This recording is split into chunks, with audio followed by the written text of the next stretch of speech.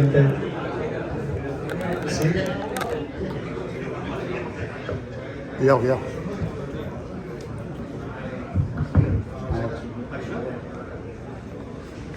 Sí, hola, buenas tardes. ¿Qué tal? Buenas tardes a todos. Bueno, primero saludar al general Adolfo Coloma, bienvenido. El coronel Juan Antonio Díaz, bienvenido. Amigos todos, bienvenidos esta tarde al Liceo de Málaga, a vuestra casa. Yo soy Rafael López Espinosa, soy el presidente de esta casa, de lo que es el Liceo de Málaga, en la cual tengo el honor y tengo el placer de recibiros esta tarde aquí. ¿No se oye? ¿Se oye ahora? Sí, mejor ahora. Es lo que le estaba diciendo precisamente de que hay que acercarla.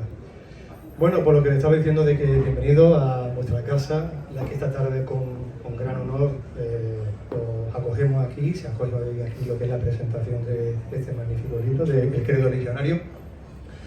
Y la verdad que el Liceo de Málaga, pues bueno, pues como que desde que se creó prácticamente es una entidad cultural que es corredor de la cultura malagueña. Nosotros lo que nos encargamos principalmente es de transmitir, o al menos prestar lo que son a distintas entidades y demás, nuestro espacio, nuestro lugar, para hacer lo que son actos culturales y demás. Y por tanto evidentemente es para nosotros un auténtico placer el acogerlo aquí y demás.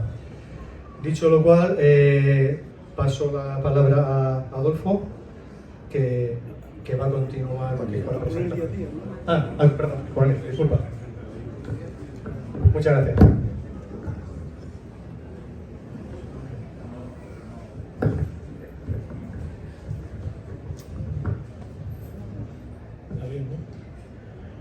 Muchas gracias, Rafael, muchas gracias por la hospitalidad de este Liceo de Málaga, donde por primera vez la Fundación Tercio Extranjero organiza un acto.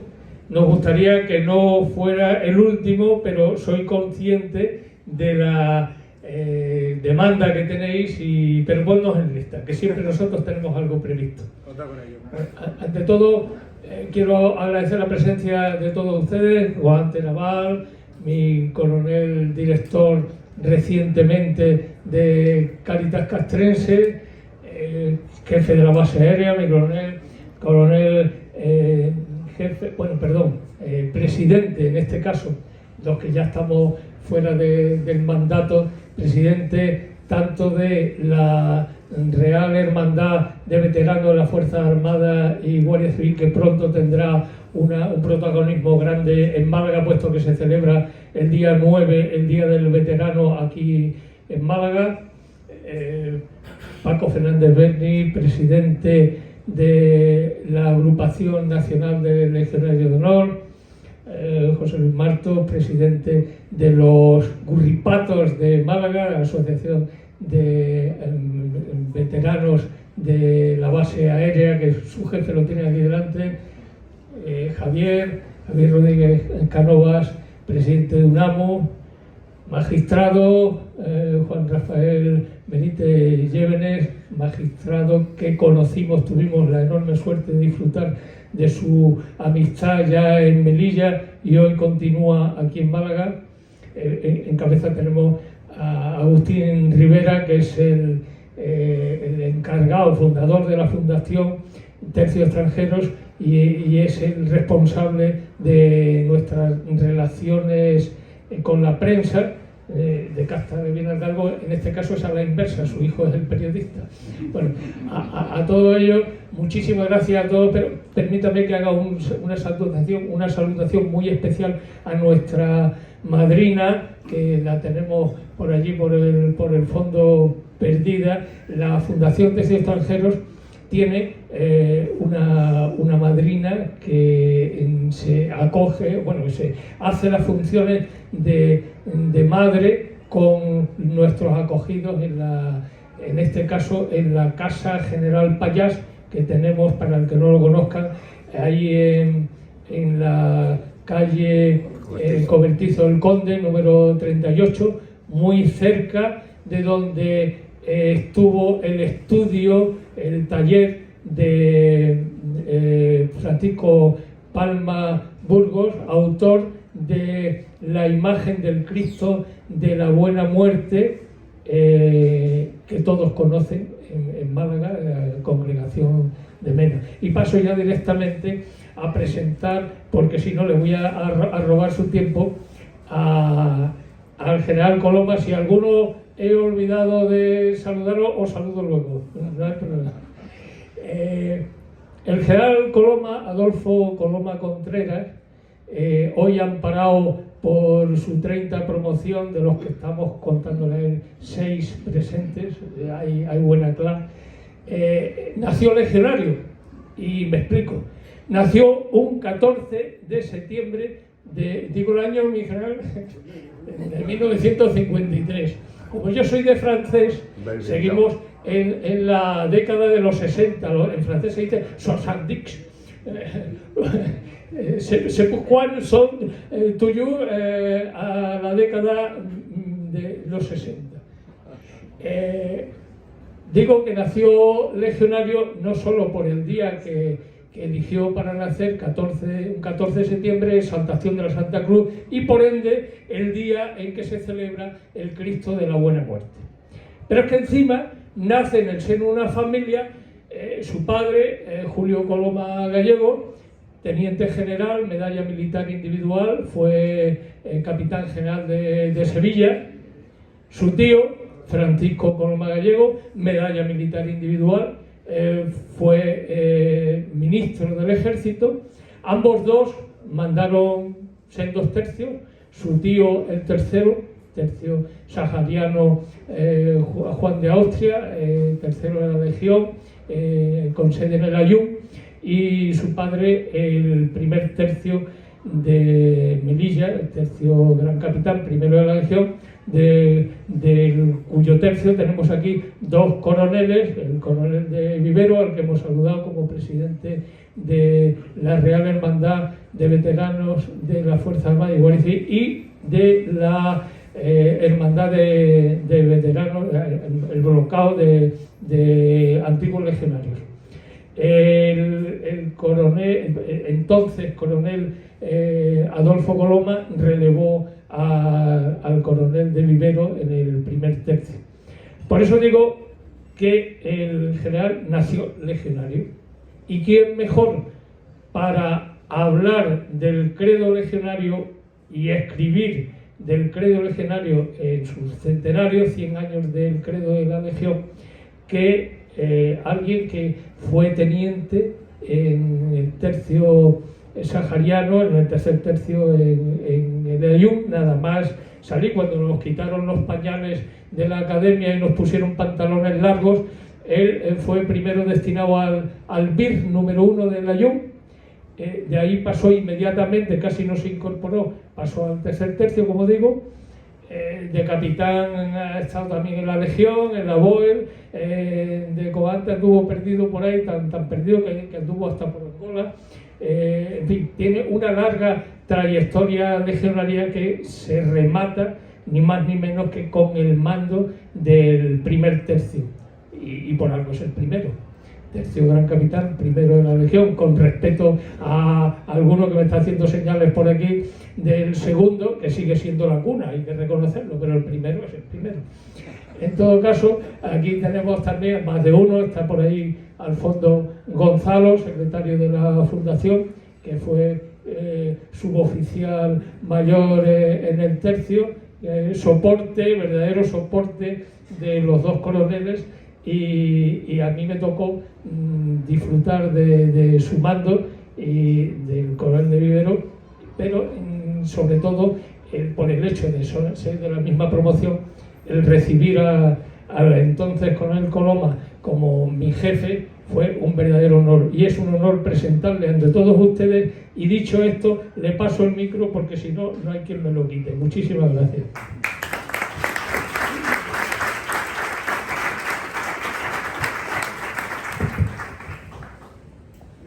Gracias, Juan, por esta presentación en la que, desde luego, lo único que le va a quedar claro al auditorio es que somos amigos, ¿eh? Porque los demás... Y me van a permitir que me levante un momento para verles a todos ustedes que han hecho el esfuerzo de venir, especialmente a estas señoras tan guapas que hay aquí en Málaga y en su provincia. Y ahora me permiten, voy a sentarme para continuar con mi presentación de este libro. No puedo hacer otra cosa que sumarme a los agradecimientos que ha expresado mi amigo y compañero de promoción, mano izquierda y derecha en el primer tercio de la región, Juan Díaz Díaz, al que no tengo nada que añadir porque es una persona sobradamente conocida por todos ustedes. Y como no, a Rafael Espinosa, director, presidente del Liceo de Málaga, al que tengo que agradecerle su altruismo y su generosidad viendo este espacio. Estas primeras caras de las primeras autoridades, mi coronel que lo presidió en el Sergio y Paco Fernández Berni, presidente de la agrupación de legionarios de honor, muy especialmente el verles todos ustedes la cara aquí. Sí, me voy a aproximar más. Disculpen, que me voy a tener que agachar y no les veo la cara y me da no sé qué, ¿no? Bueno, me trae aquí el exponer, el presentar y el vender el libro pequeño tratado que he escrito sobre el credo de la legión, el credo legionario, y extendiendo un poco más de lo que es el concepto, el porqué y toda esa historia, el prolongarlo un poco y explicarles cuál ha sido la historia de este magnífico tratado legionario a lo largo de sus 100 años de historia. Claro, ahora en la segunda década del siglo XXI, con la que nos está cayendo, con muchos de los... La práctica se impone en muchas ocasiones a los valores. ¿A qué viene ahora a escribir un libro sobre el credo legionario? Porque miren, hay un libro, por cierto, editado por la Fundación Tercio de Extranjero, que es la Biblioteca Legionaria, en el cual recoge 400 libros que tratan sobre la legión. 400 libros. Yo he leído muchos de ellos, pero no todos, desde luego. Y dudo que haya alguno en el que no se hable del credo legionario. Pero también estoy seguro de que no hay o no había ninguno dedicado al credo legionario. Y de alguna manera este es el espacio que he venido a cubrir con este libro. Un libro que nació de alguna manera, una contribución que a mí se me pidió con ocasión del centenario de la Legión. ¿Bueno? Y me quedó en suerte hablarles sobre el credo legionario. Yo estoy seguro que aquí entre nosotros hay personas más cualificadas que yo para hacerlo, pero me cupo a mí hacerlo y ahí le puso todo mi arrojo, todo mi intelecto, todo lo que yo puedo dar de mí para unir mis ideas al respecto. Bueno, luego los actos del centenario se vieron, como todos ustedes saben, deslucido un poco por la pandemia esta del COVID. Y cuando pasó el centenario, yo al haber visto todos estos actos que se celebraron de todo tipo, culturales, en los que de alguna manera se sustraía, se habló mucho de Villamastray, cómo no, fundador de la Legión, se habló, pero de su mano derecha, su comandante de la primera bandera, el de la defensa de Melilla y la del Rif, el teniente coronel Franco, jefe de la Legión, el de la retirada, el repliegue de Sagüe, el coronel Franco, autor de los desembarcos, protagonista principal de los desembarcos de Alcázar y Alcuza, se hurtaba. Y dije, más vale dejar este libro aparcarlo un poco. Lo cierto y verdad es que yo ya le había pedido al teniente general Agustín Muñoz Grande, que en paz descanse, que me prolongase el libro, y él generosamente me lo hizo.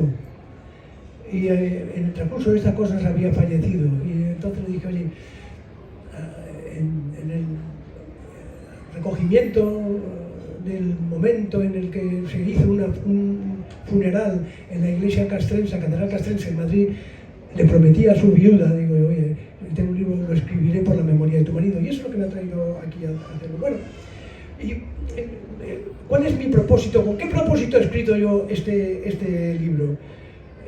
Ya les he anunciado una cosa, un libro monográfico, pero que fuera eminentemente divulgativo, dar a conocer, abrir descubrir la Legión en el momento del centenario, y al mismo tiempo que fuera didáctico, porque estaba pensando en esa labor que tienen que hacer hoy día los suboficiales de la Legión, los oficiales jóvenes, cuando se van a enfrentar, como me ha pasado a mí mismo, y seguro que a muchos de los que están aquí, ¿no?, y que han pasado por la fila de la Legión, explicarle, oye, ¿qué sentido?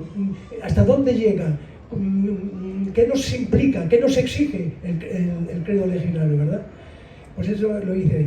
Y un último objetivo, por así decirlo, era en la era de internet, donde no se leen muchas páginas, no meter un farragoso tratado de 400 páginas. Me limité a mí mismo el número de páginas, 100, para que fuese un manual ágil, que fuese un manual fácil de tratar, ¿no? Y bueno, y entonces, los que adquieran este libro, ¿qué van a encontrar en él? Pues fundamentalmente reflexiones de un viejo oficial de la Legión, ¿no?, que sobre todo en mis años jóvenes me encontré con en esas circunstancias de las que ahora le hablo, ¿no? Enseñábamos el credo legionario, que yo lo había aprendido ya antes de ingresar en la Legión, como ha contado con el Díaz. Lo aprendí en un cuartel, en el segundo tercio donde nací, ¿no? Pero estas reflexiones nacen de dos cosas. Una, de mis propias experiencias, ejemplos que he vivido, y de la propia investigación que he tenido que desarrollar a lo largo del tiempo que me ha llevado a escribir este libro, ¿no? En síntesis, hay una nota en la que explico el por qué he escrito este libro, una presentación, un prólogo que me dedicó el teniente general Agustín Muñoz Grande, y luego hay un análisis del porqué, dónde se inspira, con qué lenguaje está escrito, para pasar, como no, hacer una especie de repaso, de paseo por los 12 espíritus que contiene el credo legionario, y para terminar hablando, bueno, ¿y qué naturaleza tiene esto? Después de haber explicado todo, decir, bueno, ¿qué naturaleza le encuentro yo a esto? Es jurídica, de tipo moral, tiene consecuencias penales, y termina con unas conclusiones, ¿no? Hoy me cumple aquí la satisfacción, verdadera satisfacción, de fuera de Madrid. Este es el primer sitio donde presento el libro, en Málaga, casi nada, ¿no? Una ciudad tan española, tan legionaria, ¿no? Desde el año 1928, cuando el fundador se fijó en la imagen del Cristo de la Buena Muerte, esa imagen de un Cristo a punto de expirar, pero con esa templanza en sus rostros, en esa resignación, no hay cólera en él, no hay, ¿no? Y esta es la imagen que yo creo, que yo quiero para compartir con mis legionarios, ¿no? Desde entonces han sido muchas ocasiones en las que he venido, la Fundación Tercio de Extranjeros, que es la que ha gestionado esta presentación, tiene mucho que ver con la agrupación de legionarios de honor, ¿no?, que tiene su sede aquí en Málaga, su presidente Paco Fernández Berni, y que apoya a Unicaja, esa entidad financiera tan malagueña y tan española. Y fíjese, Málaga sale a relucir por todos los costados, y la generosidad de tantas familias malagueñas y que acogieron a esos heridos que venían aquí en las épocas fundacionales. Bueno, no quiero insistir en ello. Cuando hablo del libro, y lo primero que trato de explicar es, bueno, ¿por qué nace el credo legionario? ¿Qué necesidad habría de escribir un credo legionario? Y es una buena pregunta, porque el fundador de la Legión, entonces teniente coronel Millán Astray, no era la primera experiencia que tenía en la creación de tropas voluntarias. Él había estado, bueno, pues como ha dicho el coronel Díaz antes, se le quitó los pañales prácticamente en Filipinas, en los resquicios de aquel imperio español, combatiendo eso, donde ganó la Cruz de María Cristina. Pero no nos consta que necesitase un sustrato moral escrito para sus soldados en aquellas lejanas tierras, como tampoco lo fue cuando perteneció a la policía indígena en el protectorado español de Marruecos, y luego a los tabos 3 y 4 de Ercilla y del Arache, no lo sintió, y eso que eran tropas muy específicas. Sin embargo, cuando hace la Legión, sí. Cuando forma la Legión, sí. ¿Y por qué? ¿Por qué?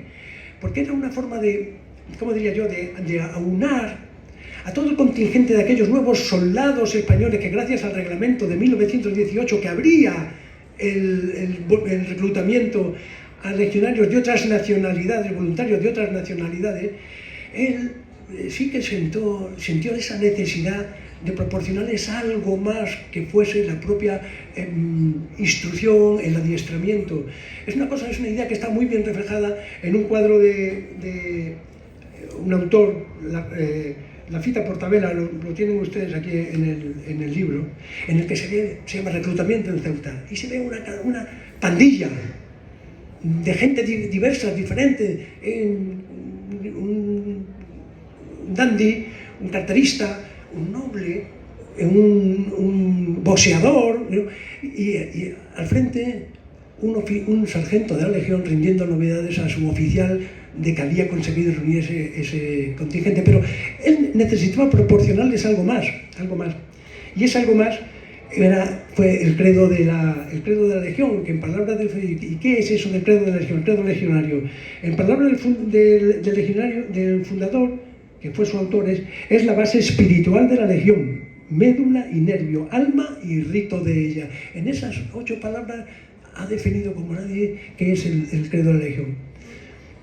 Claro, yo lo compararía, él se dio cuenta de que necesitaba, para conjuntar en un breve espacio de tiempo, aunar las voluntades, las diferentes formas de ver la vida, diferentes culturas, diferentes raíces, ¿no? Necesitaba proporcionarles un sustrato diferente. Es algo parecido, fíjense. Cuando una escuela tan vieja como es el orden cerrado, han visto hace unos días el desfile del Día Nacional, ¿verdad? Da gusto veros a aquellos soldados entrenados, todo, cuando dicen atentos a la voz de mando, cuando dicen derecha, todo el mundo hace derecha, sobre el hombro, cargan el arma sobre el hombro, apunten, ¿no? Esa es una escuela muy antigua, ¿no? Que lo que trata es de explicar de alguna manera que la colectividad está por encima del individuo, que la descarga es mucho más eficaz que la simple traca a uno, ¿no? Y eso es lo que trata. Entonces, en lo moral, en lo espiritual, él trató de exponerlo en ese credo legionario. Credo legionario que realmente no se sabe cuándo lo dictó el fundador, cuando lo hizo. Lo que sí se sabe, el primer testimonio escrito, es un artículo que apareció en ABC en una edad tan temprana como en diciembre de 1920. Fíjese, la Legión se había fundado en septiembre, y en 3 meses un periodista de Madrid, de ABC, escribió una columna, una página, la tercera de ABC, en que hablaba de esos nuevos soldados que fue invitado por el propio fundador al acuartelamiento de Darrifien, y allí cuenta cómo mientras el comandante general se dirigía a la tropa, él fue leyendo los 12 espíritus del credo de la Legión, poniéndolos en valor, recordando los almogávares. Y ese periodista era nada menos que don José Ortega Munilla, padre del pensador, del filósofo español José Ortega y Gasset, cuyo nombre ha dado lugar a un premio literario, el premio literario José Ortega Murillo, patrocinada por la agrupación de legionarios de honor y por Caja Unicaja. Antes era la Caja.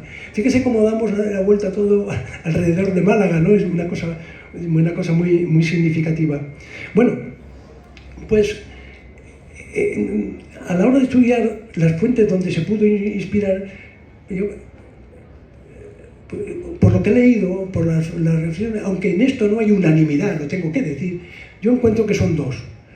Una, las reales ordenanzas de las Fuerzas Armadas y el busido, el Bushido, el código de los caballeros Bushido, el alma de Japón. Bueno, el Bushido, empezaré por él porque hay muchas dudas, hay autores que no lo ven tan claro. No ven tan claro que el Bushido haya tenido implicaciones en la redacción del credo legionario, simplemente porque la primera manifestación que hace Millán Astray del Bushido es en el año 45, cuando ya después de la guerra, cuando ya habían pasado muchos años de la fundación de la Legión. Pero yo sí que lo veo porque la primera edición del Bushido, El alma del Japón, escrito por Nitazo Nitobe, que era un diplomático japonés a principios del siglo pasado, en 1905, fíjese, cuando Japón estaba derrotando a Rusia en la guerra, y eso causó un gran impacto en Europa, que una potencia oriental a una potencia occidental, ¿no? Y posteriormente coincidió con la estancia de Millán Astray allí en las Filipinas, donde es muy posible que él reflexionase, como yo estaba haciendo, de la importancia de la mano. El caso es que el Bushido, que es el código de los caballeros samuráis, lo entronca su propio autor con la caballería feudal europea, ¿no? Caballería feudal, y dice, bueno, ¿qué tiene que ver esto entonces con la legión, que es una tropa de infantería? Porque claro, la caballería feudal representaba los valores pasados después de la caída del Imperio Romano. Durante un largo periodo en la Edad Media fue la caballería, los gendarmes, los hombres de armas, ¿no? Los que representaban aquellos valores que luego los recoge el gran capitán y los transforma cuando pone al frente y hace una pequeña revolución en el arte de hacer la guerra, y pone como centro de los ejércitos desplegados, de las unidades desplegadas, a la infantería. Por eso existe ese entronque. Hay muchas expresiones, en el libro las tienen razones, las tienen recogidas, que avalan esta teoría. Por otro lado, sin duda, las reales ordenanzas de las Fuerzas Armadas. Las ordenanzas son unas instrucciones para los alcaides de las ciudadelas, para las relaciones de las milicias, de los soldados con sus señores, que vienen ya desde el rey Alfonso X el Sabio. Tiene un código en las partidas dedicada a ello.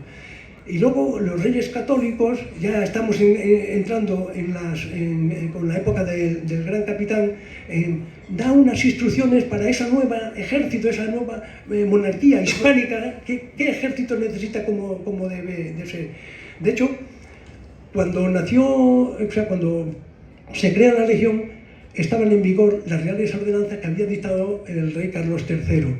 Ordenanza que ha llegado hasta nuestra época en la academia, era la que estudiábamos nosotros en la academia, donde hay muchas expresiones. El oficial cuyo propio honor y espíritu no le inclina a hacer bien, será puntual, hay muchas expresiones que de ahí lo coge Millán Astray. Pero hay una cosa que es definitoria, ¿no? Es definitoria.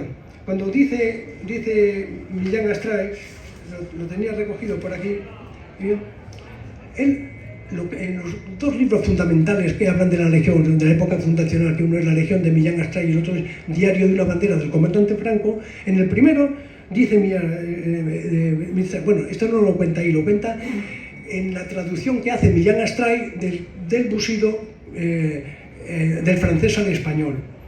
Dice, en el Bushido expiré gran parte de mis enseñanzas morales a los cadetes de infantería en el Alcázar de Toledo, cuando tuvo el honor de ser su maestro en los años 1911 y 1912, antes de la fundación de la Legión. Y también en el Bushido apoyé el credo de la Legión. Él no le llama aquí credo legionario, le llama credo de la Legión, ¿no? Con su espíritu legionario de combate y muerte, de disciplina, de compañerismo, de amistad, de sufrimiento y de dureza. Dice, porque el legionario es también un samurái.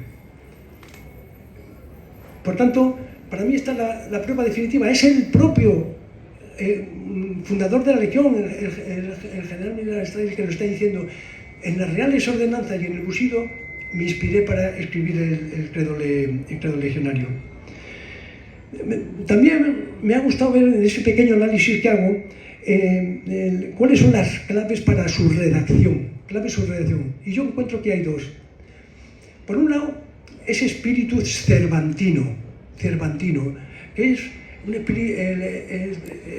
espíritu de la España imperial, de la monarquía hispánica, ¿no? Que lo recoge muy bien el profesor Amate, que es un tratadista que también ha estudiado los orígenes de la Legión, comparando los soldados de los viejos tercios de Sicilia y Flandes con los legionarios de la Legión. Con los legionarios. Y él viene a decirnos,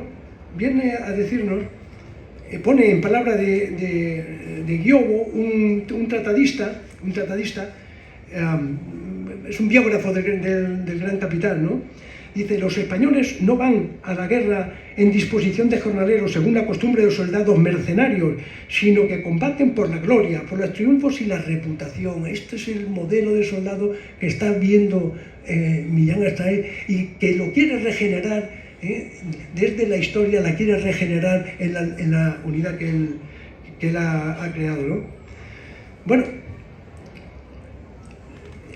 Luis Togores, un buen biógrafo del fundador de la Legión, nos dice que Millán Astray era lector asiduo de Cervantes, y si usted lee el discurso de las armas y de las letras y lo comparan con el credo legionario, verán muchas relaciones en común de ambos textos, ¿no? Yo le he señalado aquí alguna de ellas. Bueno, esto es en cuanto al espíritu cervantino, pero también hay que pensar que lo que estaba pasando en España de entonces, ¿no? Veníamos de ese desastre del 98, en que habíamos perdido las últimas posesiones, donde había una especie de desapego social, miren por dónde.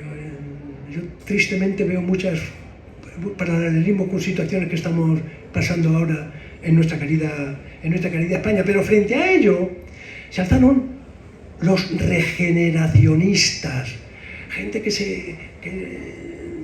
se negaba a darlo todo por perdido, a ver esa España que, porque ha perdido su imperio colonial, tiene que extinguirse la llama de su historia, de su misión como nación, ¿no? Encabezados, ¿no? Su más renombrado activista en este sentido fue Joaquín Costa, ¿no?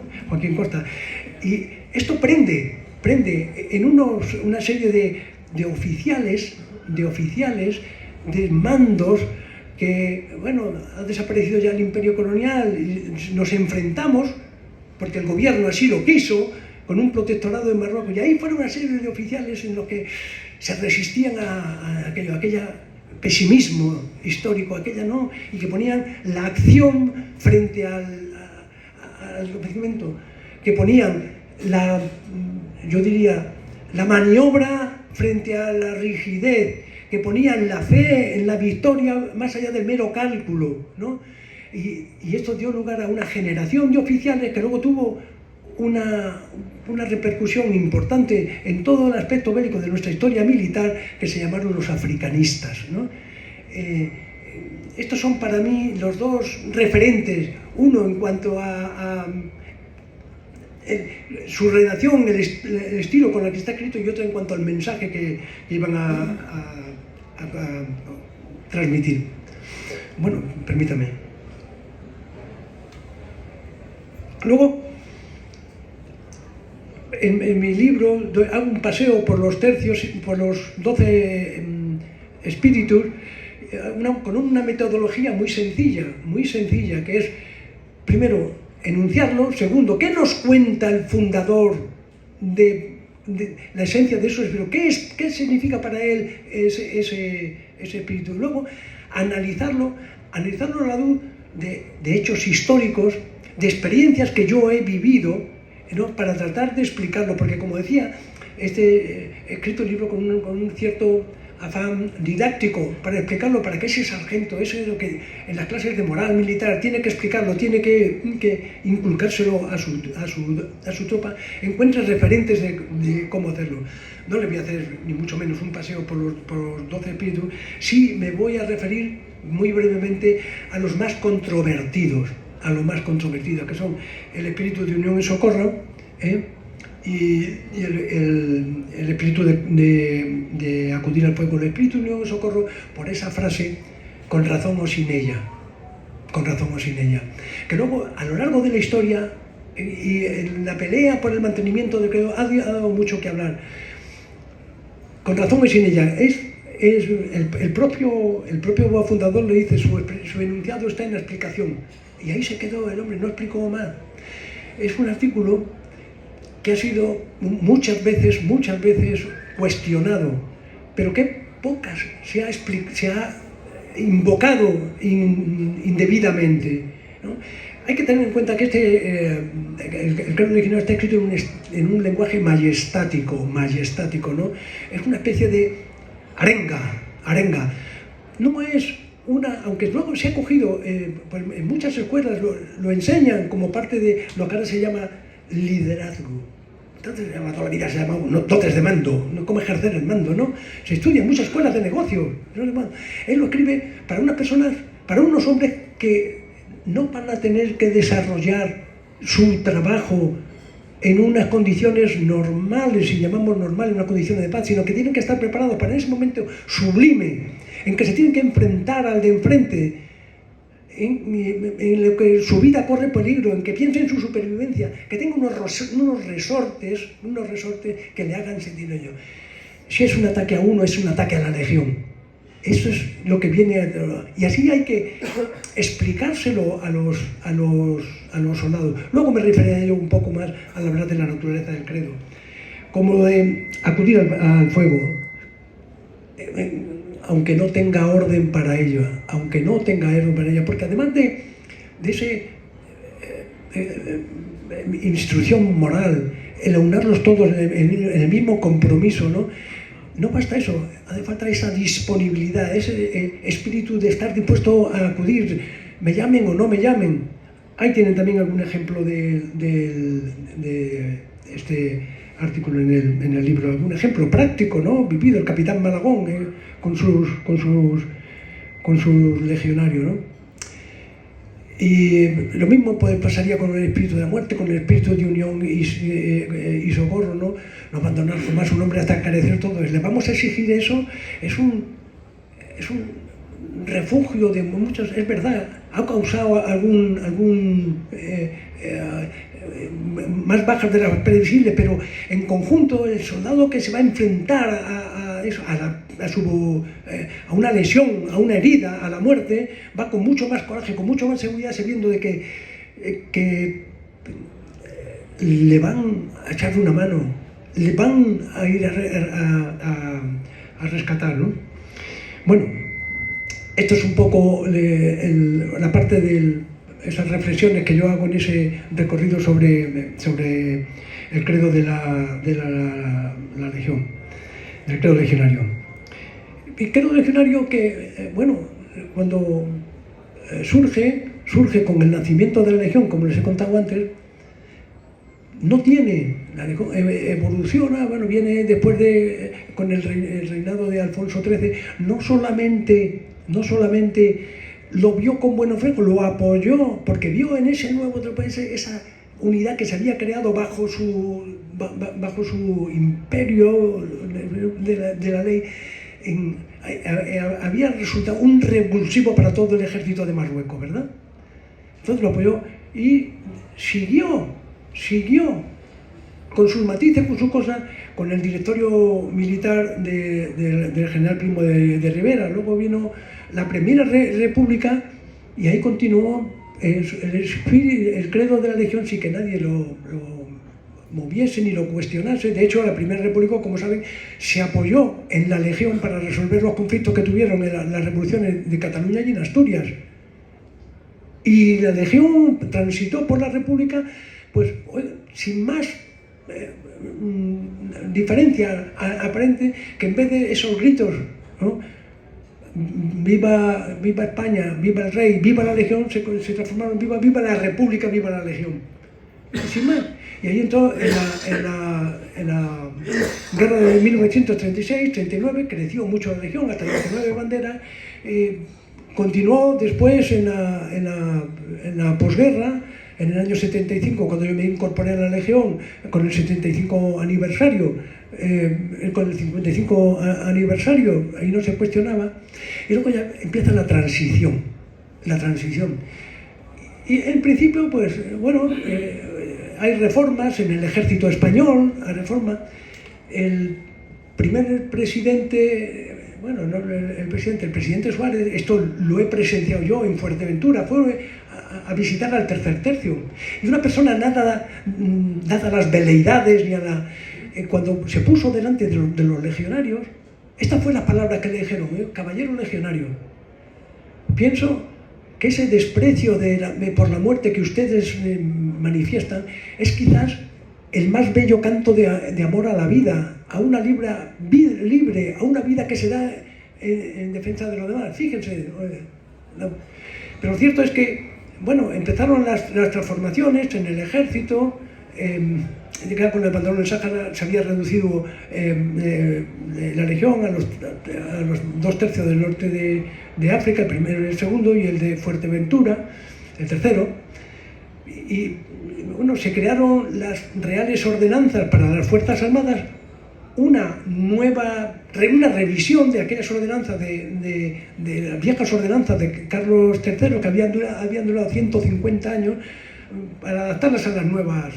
Y ahí empezaron no los problemas, sino a considerarse, bueno, pues si ya tenemos unas reales ordenanzas, ¿para qué vamos a tener otro código moral para estos soldados, estos legionarios que no dejan de ser unos soldados de una unidad más del ejército? Bueno, y entonces empezaron las tribulaciones, las preguntas, y se empezó a poner el credo legionario en cuestión. Y hubo un momento en que el mando dictó: el credo legionario dejará de inspirar a las unidades legionarias. Claro, los oficiales que estamos allí, cuántas discusiones hubo en las salas de oficiales y en los barracones de tropa, y ahora ¿por qué me quitan esto?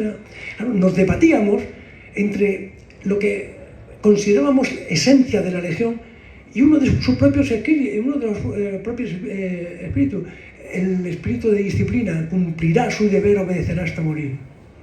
Los viejos coroneles de aquellos 4/3 reunidos encontraron la situación en el artículo 17 de las nuevas reales ordenanzas, que decía, habla de las tradiciones, de los símbolos, y nos invitaba a respetar, a mostrar esos símbolos. Dijeron, bueno, pues el credo legionario es tradición y es un símbolo. Hubo que refugiarlo en las clases, en las teóricas que se daban a la tropa de instrucción militar y de instrucción moral, para separarlo un poco y para cumplir la orden que se nos había dado. Bueno, luego las circunstancias operativas vinieron a favorecer un poco la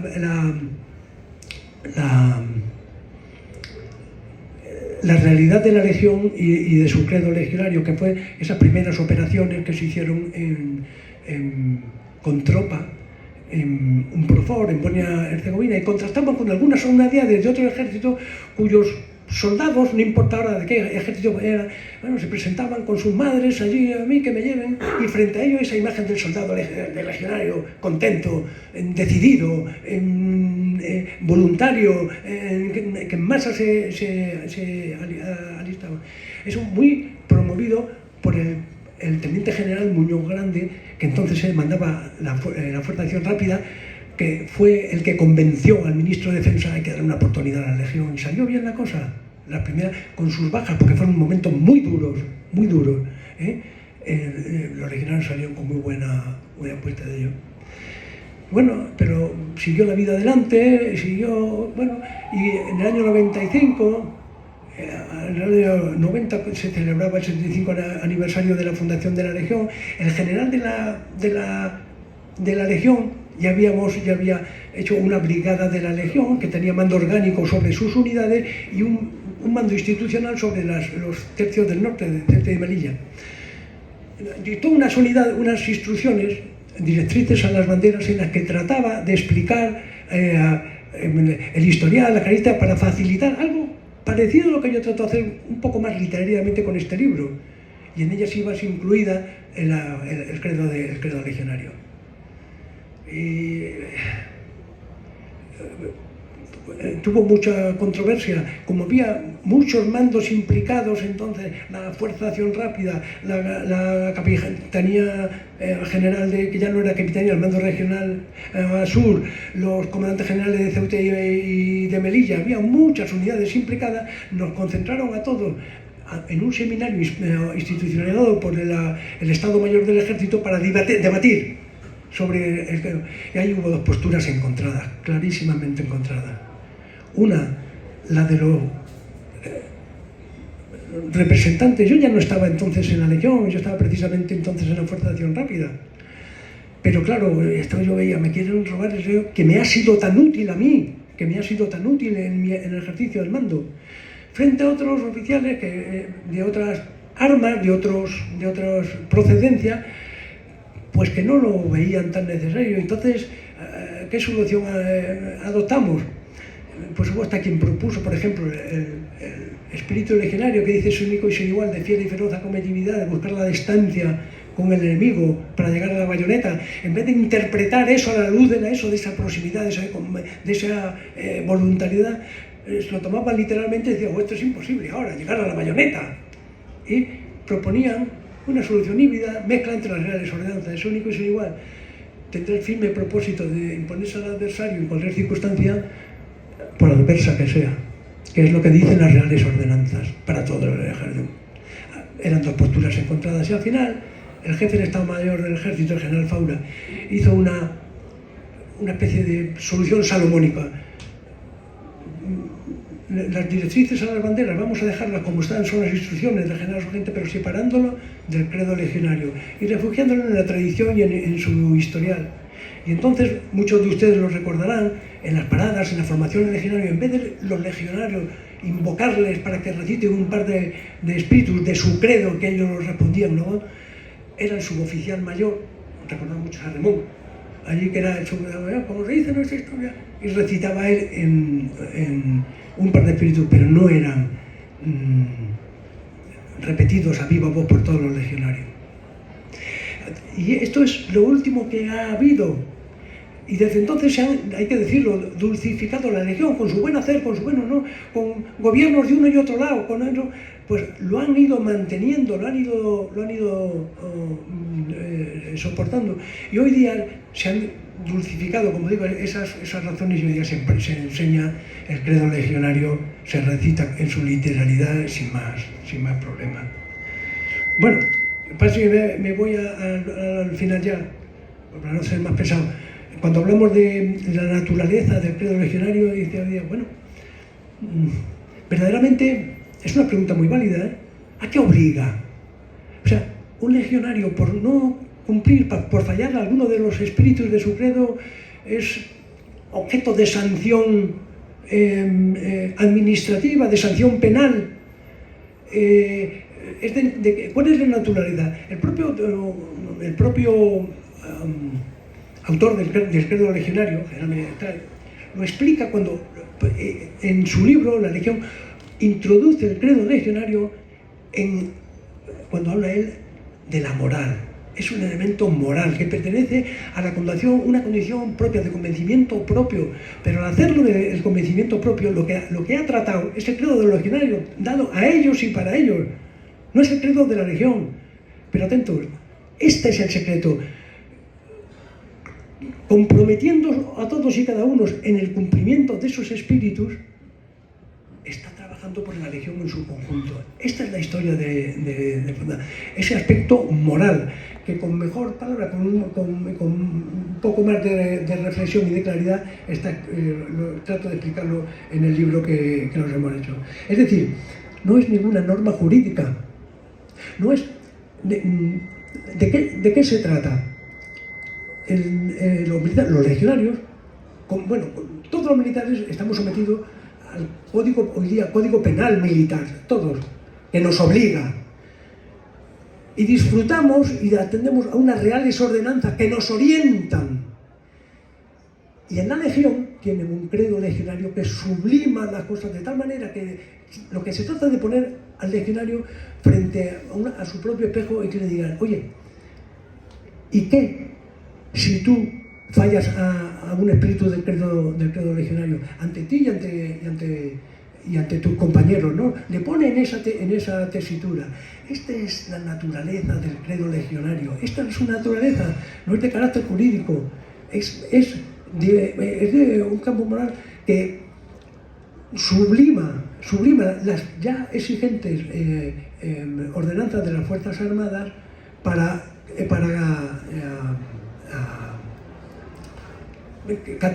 catalizarla y que actúe como un multiplicador para esa unidad a la que se vaya a seguir una disciplina mayor, una resistencia mayor, una capacidad de unión, de aglutinamiento mayor. Y esta es la naturaleza del credo legionario. Bueno, por tanto, ya concluyo, en los 100 años de historia, yo creo que todos los que estamos aquí podríamos afirmar que la Legión es una unidad más del ejército, pero es patrimonio de España. Se siente cuando pasa la Legión, cuando es un hecho legionario en todos sus símbolos. Hoy día el ejército y las Fuerzas Armadas en un conjunto han heredado ese rendir honor a los caídos que se hacía a los legionarios muertos en el cuartel de Tauima del primer tercio después de la guerra, en una pequeña cuevita que hubo. Lo han adaptado todas las Fuerzas Armadas. Cualquier español, permítame, cualquier español de bien se siente orgulloso, se conocen el himno, se conocen el noyo de la muerte, ponen en valor hasta la cabra. Es patrimonio del español y eso está muy bien recogido en ese monumento que ha hecho el cine escultor Salvador Amaya en Madrid, claro, en el foro, ¿no? Que es ese legionario, que si ustedes lo ven, ¿qué diferencia hay con el legionario actual? Lleva un fusil allí y su mochila. Hoy llevamos otros artilugios, armas automáticas, ¿no? Pero mírenle a la cara, mírenle la disponibilidad, mírenle su arrogancia, su chulería, y está colocado sobre un pedestal en uno de cuyos lados está recogido el credo legionario. Bien, ya para terminar, decirle que yo he escrito este libro desde la Hermandad Nacional de Antiguos Legionarios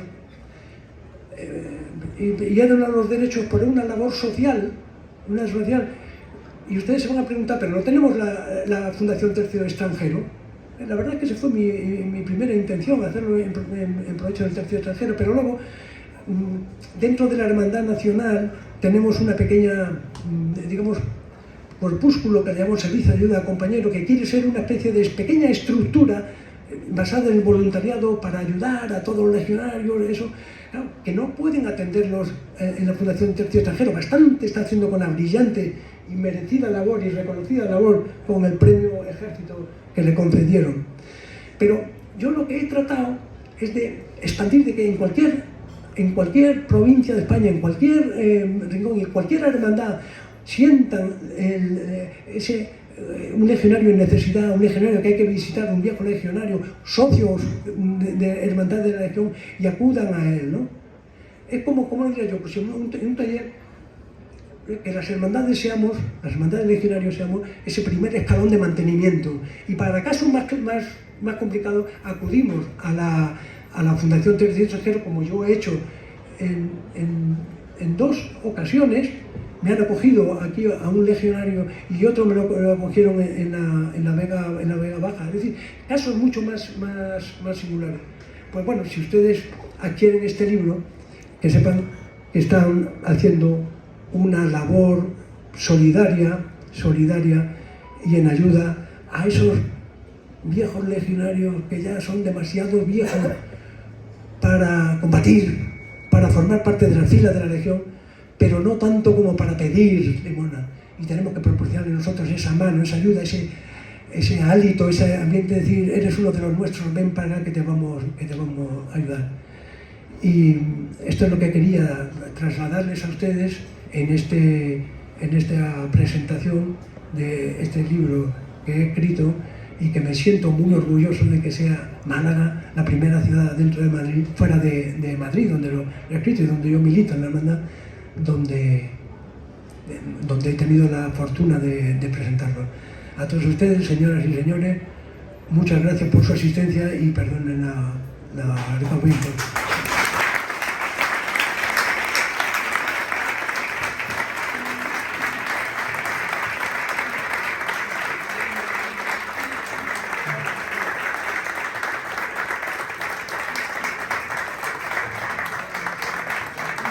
Muchas gracias, mi general, por esta lección legionaria. Muchos de los que estamos aquí, Coronel de Vivero, Agustín Rivera, veo por allí al teniente Montilla, teniente Cinta, teniente Gonzalo, teniente Rufino, que hemos pasado por la fila de la Legión, hemos en un momento dado de nuestra vida asumido la obligación de cumplir este credo. Hay otras personas que sin esa obligación lo han abrazado ejemplarmente, como es el caso de Paco Fernández Berni, Maribel Pérez Navarro, José Roque, que los veo por ahí. Perdonadme si de alguno me olvido. Para mí es mucho más meritorio que lo hagan personas que sin haber pasado por la fila de la Legión asumen este credo de la manera que magistralmente, como siempre, nos ha expuesto el general Coloma. El hecho de que sea de la misma promoción no significa nada. Que agradezco sobre todo al Liceo de Málaga y a Rafael, que hoy lo representa, su hospitalidad, y ahora sí yo les invito a que adquieran el libro y aprovechen la presencia del autor para conseguir su firma, y como él ha dicho, la finalidad es social. El primer escalón, el segundo escalón, primer escalón. Lo cierto es que en la Legión juntos formamos bandera y ustedes forman parte también de ella. Muchas gracias.